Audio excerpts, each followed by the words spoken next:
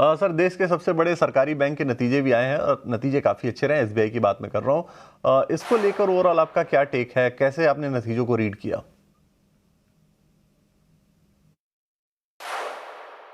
Number बहुत अच्छे थे एसबीआई के। अगर हम देखें ओवरऑल नंबर्स को देखें तो प्रीटी मच मतलब स्ट्रीट को कोई कंप्लेन करने की ज़रूरत नहीं है इस नंबर पे। और जिस तरह से एसबीआई परफॉर्म कर रहा है वो बहुत ही अच्छी तरीके से कर रहा है। निम्स जो है उसके नेट इंटरेस्ट मार्जिन वो 2.99% है।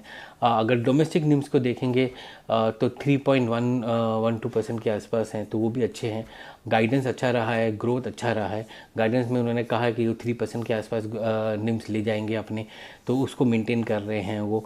और दूसरी बड़ी बात है कि क्रेडिट ग्रोथ जो है 15% रहा है, वो बहुत इंपॉर्टेंट है। कॉर्पोरेट और एसएमई सेगमेंट में ग्रोथ अच्छा रहा है उनका, तो वो एक इम्पॉर्टेंट चीज़ है जिस पे आप नज़र रखिएगा कि क्रेडिट ग्रोथ बढ़ रहा है। और एसबीआई अगर बोलता है कि 15% क्रेडिट ग्रोथ बढ़ रहा है, तो आप ये देखिए कि एसबीआई की बुक कितनी बड़ी है, उसके ऊपर 15% बढ़ रहा है। तो वो भी एक इम्पॉर्टेंट चीज़ है जिसको लोगों को देखना चाहिए। ये 15% छोटे बैंक के 15% के बराबर का नहीं है। ये 15% एक में भी कई छोटे बैंकों का जो वो है वो उसके बराबर का होगा। तो उस तरह से अगर देखें तो अच्छा है। एडवांसेस जो है थोड़े से नमी रहे, और पर एडवांसेस मीन्स डिपॉजिट ग्रोथ जो है तो उसमें नरम रहे, पर उसमें भी 9% का ग्रोथ आया है।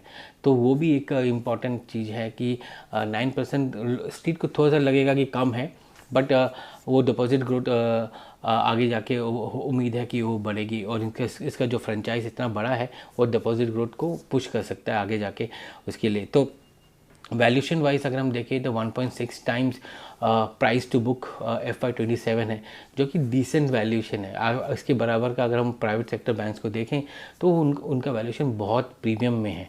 तो वो भी एक चीज़ है। जैसे HDFC जो है HDFC बैंक जो है वो अराउंड 2.1 टाइम्स होगा फॉरवर्ड प्राइस टू बुक, ये 1.6 हो गया है। तो वो जो वैल्यूशन गैप है वो भी कम हो रहा है।